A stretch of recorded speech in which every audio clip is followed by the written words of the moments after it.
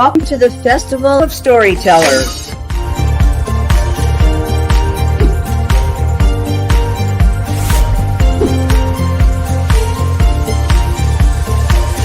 I thank everybody that's involved with this process, because we know writers need readers and writers need publishers.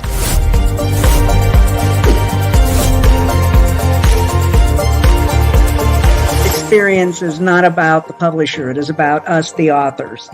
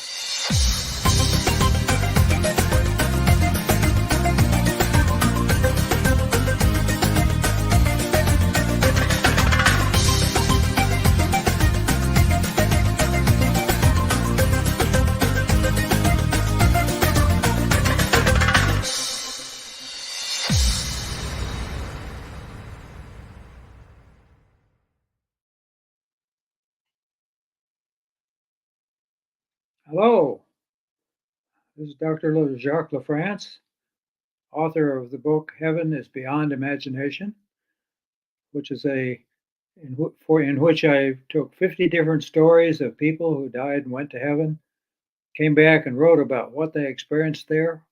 I've taken all those stories together, read all of their books, and combined all their stories into one volume. As a result, it's the most complete description of heaven and what awaits us when we leave here of any book that I know of. Because I've got 50 different testimonies, and they come from all over the world, from the Middle East to North America, Europe, Australia.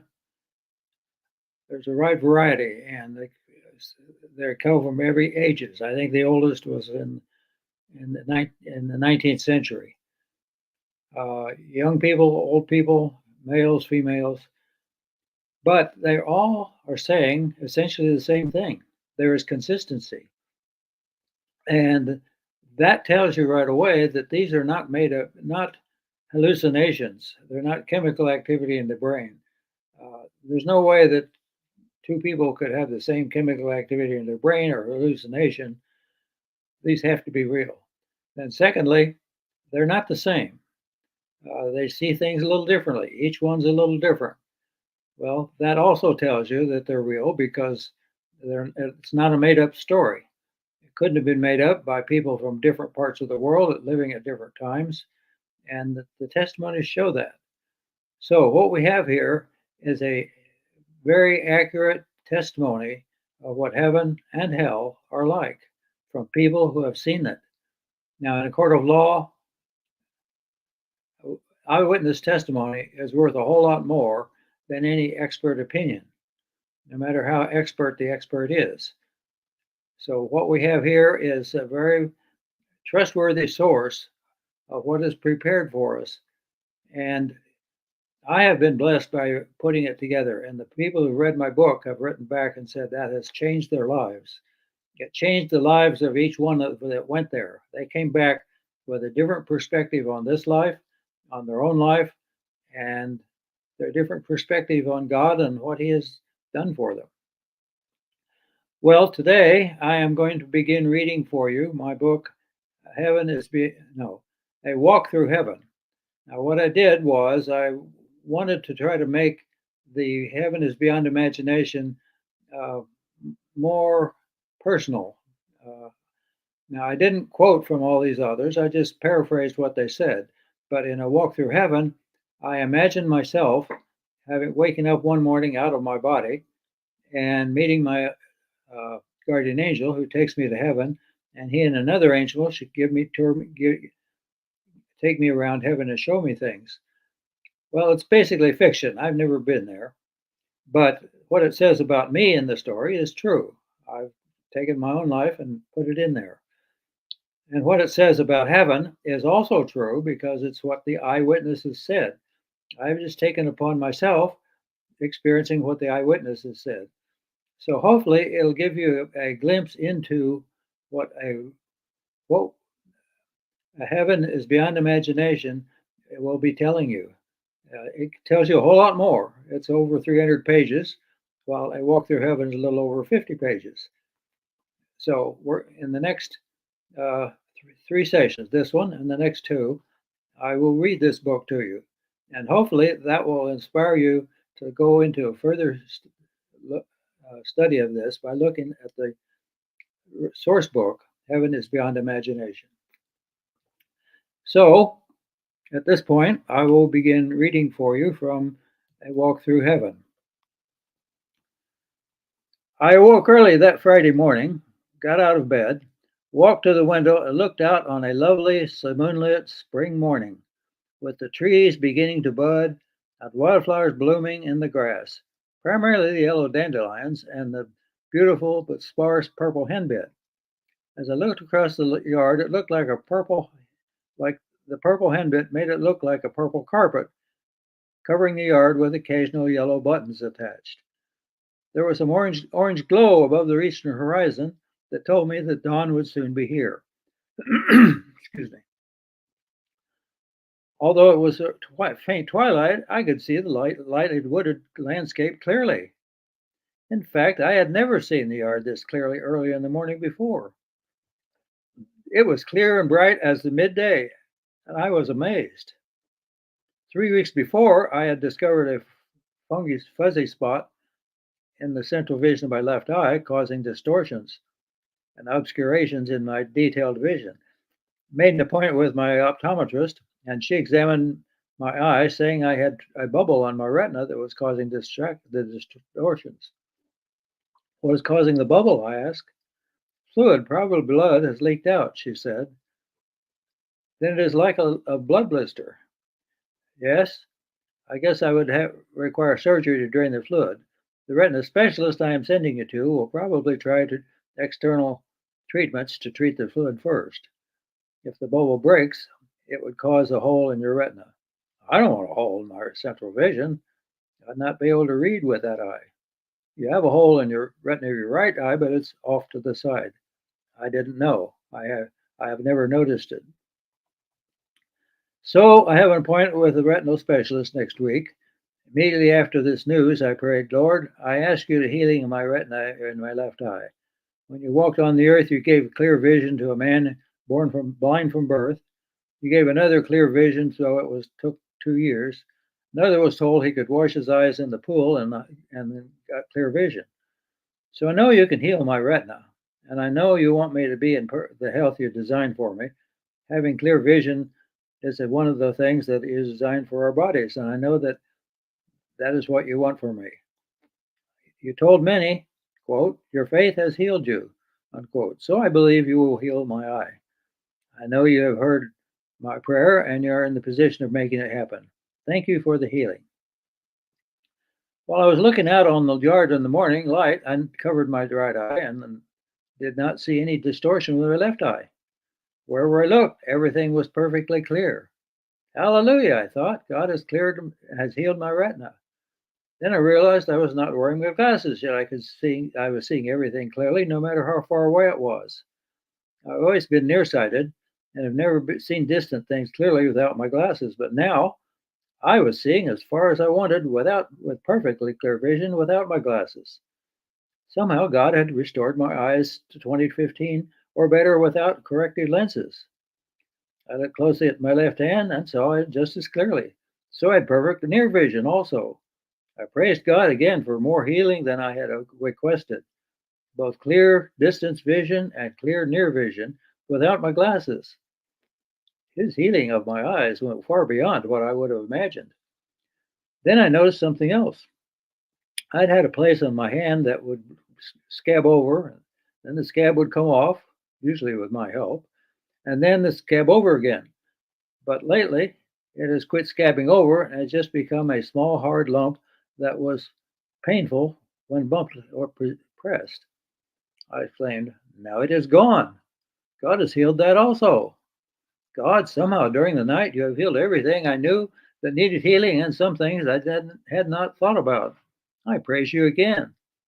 As I looked at the bed, I saw that I had not thrown the covers aside when I got up. It was like I had just slid through them without rearranging them. That's weird. I have sometimes slid out from under the covers, but they're always somewhat rearranged afterwards. These were not. But they were kind of humped up also. So I looked much closer and saw a face. It was a mirror image of the face I had seen in the mirror many times. It was my face. That lump in the bed covers must be me, but I am standing here by it. How can that be me when I'm standing here looking at me? I poked it and said, "Me, wake up, it's me." There was no response, but as I thought about it, that was probably good. If the me in the bed had responded while I was standing there looking at me, I would have faced a major philosophical dilemma as which was the real me, and whether it was at all possible for me to exist simultaneously in two persons. If there were two me's, which one was the one through which I was experiencing the sensations? If it were both, I could pinch the other one and I feel it myself, but I did not know how that could be possible. My vision and feelings and consciousness can only exist in one body at a time. How could any how could my consciousness be aware of two different visual sensations at the same time from different perspectives? My real self would have to keep trading back and forth to exist in two persons, and it can never be simultaneous. That leads me to only one conclusion. My spirit has separated from my body, as in death. Am I really dead? How can I be dead when I feel more alive than I've ever have before, and all my physical conditions have been healed and perfected? The only way to find out if I'm dead is to feel my pulse, but there's no pulse in the spirit body I'm dwelling in now. The spirit body can touch nothing physical. The physical body has nothing physical about it, so I can't feel pulse. So I can feel no pulse in it. I can't actually touch my physical body in a way to detect a pulse, so I can't detect a pulse there either. The spirit body is now the only one through which I am experiencing life, or whatever this is. I feel more alive than I have ever, so it is definitely not death. But some things are radically different, in a good way. So I do not know what has happened to me.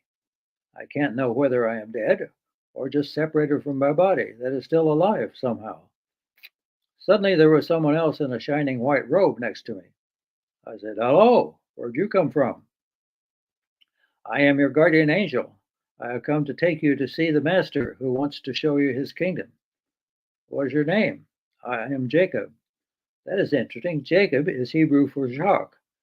"Yes, I know. We chose to name you Jacques so you could follow your namesake. But my parents gave me that name after my mother's niece suggested it." "I know. I was the one that put it in your Aunt Doreen's mind to suggest Jacques to your mom.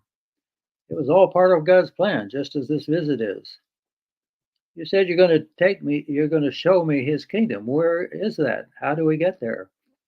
"I will be taking you there, and I can't say where it is that you can understand." "Why can't I understand? I have studied many branches of science, astronomy, physics, geology. The science you studied here will do you no good where you are going. You are going to visit the Father's kingdom. God has asked you to go there in place of many others and for them, just as Jacob took his brother's place in the inheritance and blessing. You are to see many things and come back and tell his people he has prepared for them." With that, we were suddenly out of the house and traveling at great speed somewhere. But there was no wind, and we flew past stars and galaxies. "Where are we going?" I said, as I became more aware that I had no control over what I was doing. Someone else was directing my travels. God's kingdom is not part of this universe. We are traveling outside of space and time to get to the Father's kingdom. Some people just instantly get there, but God wants you to have this journey. Have I died and am I going to heaven? The Father has chosen you to have this visit so you can write about it and tell others so they will be prepared to come here. Have I died? If I have, how will I tell others? You are visiting temporarily and will need to return to your earthly life. I will be with you to make sure you keep all of your appointments and get back to your earthly life. The angel Waldorf will be your main guide to tell you about what the Father wants you to know. I saw a bright light in the distance. As we got closer, I saw the light seemed to emanate from the center of a large city. As we approached it, I saw a magnificent city with golden buildings and streets. There were trees and waterways and magnificent houses along the waterways. There was a large wall around the city with many villages and parks outside. There were forests and hills. I even saw mountains with something like pure white snow on them. We slowed down for a landing as geese coming in to land on a pond. We came in, landed on a green, grassy hill outside the wall. The grass on this hill was the most beautiful shade of green I have ever seen. It was a vibrant, pure green with no blemishes or discoloration. I saw no brown leaves anywhere.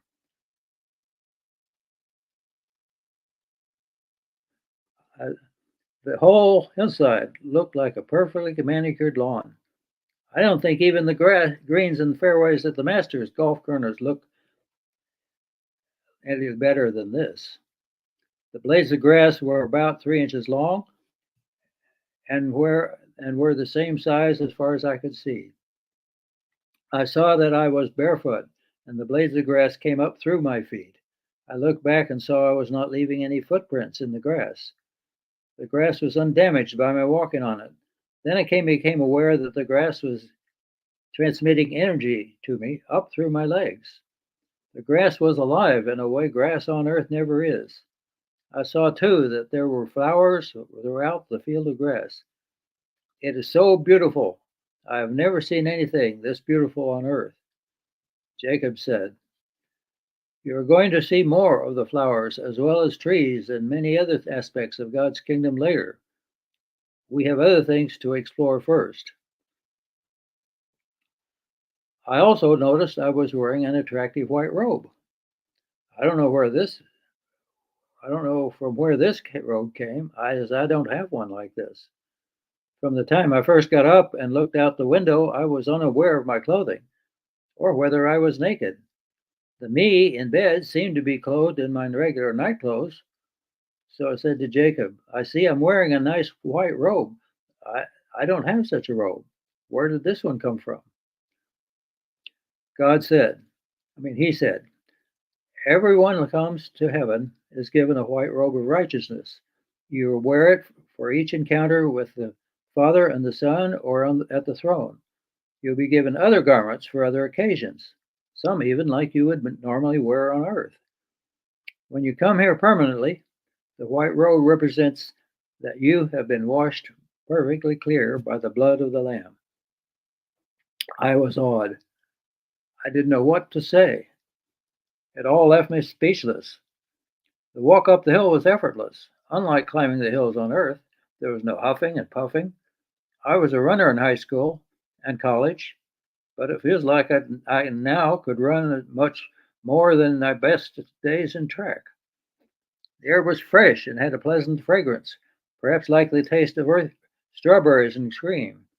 I became aware of wonderful music in the air. It seemed to be coming from a choir nearby. Then I saw what looked like a cloud, but it was a band of angels drifting across the sky, making the music, singing hymns of praise. Some I knew, some I had never heard before. It was all incredible and mind-boggling. The grass, the flowers, the music, the air, my new capabilities were all better than I could have imagined.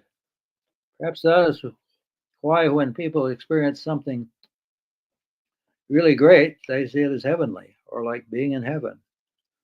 But no matter how good it is, no earthly experience can compare with what I have already experienced here.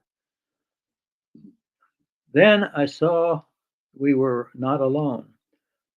Suddenly, another angel was walking with us. Jacob said, Jacques, this is Maldorf. He is going to be our guide and explain everything to you. Hi, Maldorf. Thank you for what will be sharing with me. He said, my pleasure, Jacques. We always do what the Father bids us to do, and he told me to be your guide on this visit, to explain everything to you. I will tell all that I am permitted to tell, but there will be some things I will not be able to share. Why is that? You're only visiting, and there will be some things you are not permitted to see or know. That is the Father's command, and no one ever disobeys God here.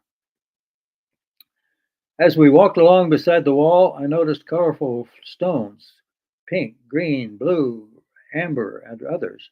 I remember John described the wall in Revelation as having multiple layers of exquisite gems.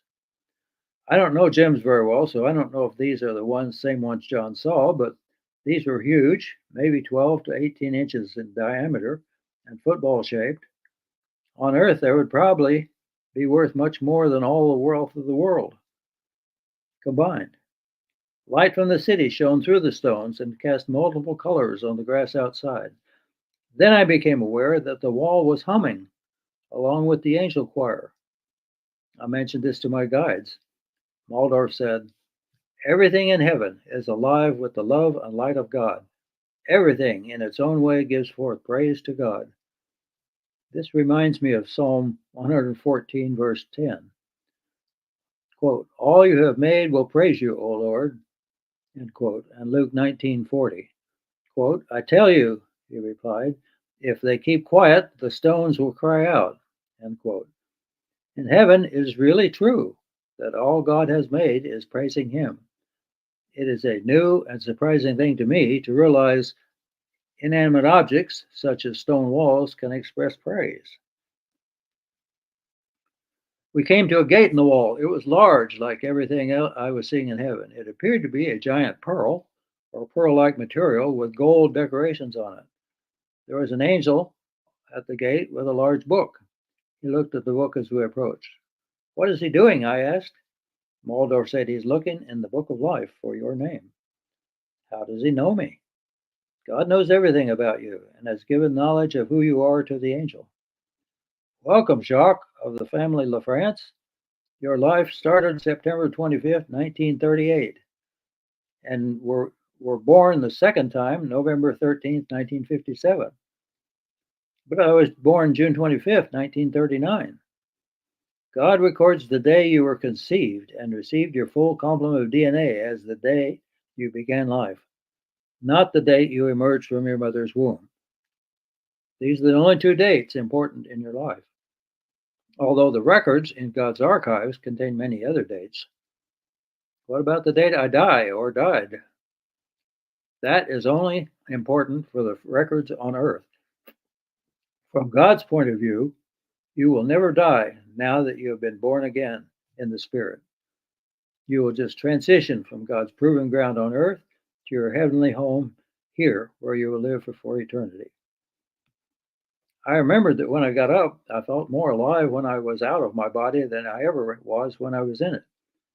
It really is true that the real me is my eternal spirit, and the temporary body is just a shell in which my spirit lives during my training days on earth. Then the angel at the gate touched the center of the pearl, and it dissolved from the center out to create a great opening. I saw through the opening the most beautiful city I had ever seen, with people joyfully playing, singing, and interacting with each other. There was a joy and peace and acceptance in that city that I had never seen on earth. My whole being longed to enter and join in the wonderful experience they were all having. The angel asked, do you want to come in? Jacob said, you can't go in. If you ever go through the gate, you can never return. But you are to return to earth and follow the Father's bidding for you. I told the angel, I really want to enter, but this is not my time. Next time I come, I will enter. So be it, said the angel. We will build your place, we'll save your place for you. The pearl then flowed back together and closed the gate. I turned to go back down the hill, and there in front of me was a large crowd of people, including many I knew who died earlier. Well, at this point, we'll have to stop this story. I will pick it up again tomorrow, and tomorrow's session is at 4 Eastern Time, and then we'll meet again the next day at 6 Eastern Time. We'll continue this story. I will have to skip pieces because I don't think I can read the whole book in 3 days. But I hope you're enjoying this, and I hope it gives you a better sense of what it's like to die, and particularly if you are on the right side of life, right side of God, and it's what awaits you is fantastic. We're going to see more as I take this journey further into the realm of heaven. I'll see you again tomorrow and Friday. Have a blessed day. And don't forget, you can read all about this in Heaven is Beyond Imagination. You get more details and more examples than what I'm sharing in this story. What I'm sharing in this story is basically the tip of the iceberg. Okay, we'll see you again tomorrow. Bye.